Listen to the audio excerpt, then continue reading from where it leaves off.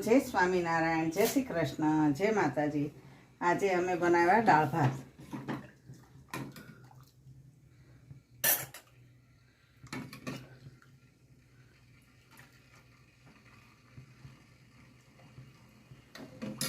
दाळ भात, सरगવાનું શાક,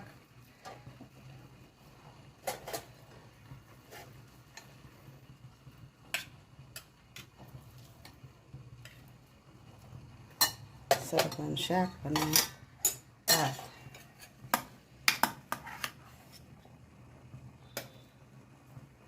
આજે બેઠા ભાત બનાવ્યા છે। આજે ઓહાઈ નથી બનાવ્યા। અને ગોળ કેરી બની ગઈ છે। જેને ઓર્ડર દેવા હોય એ દઈ દેજો। મસ્ત મજાની ગોળ કેરી અને રોટલી। મહારાજ જમજો મારા બાપ।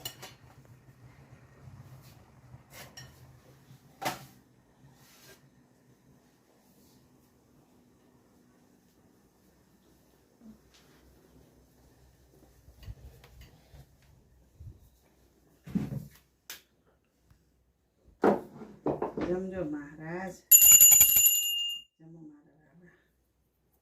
दयाळु सौ तमे राजी रहेजो।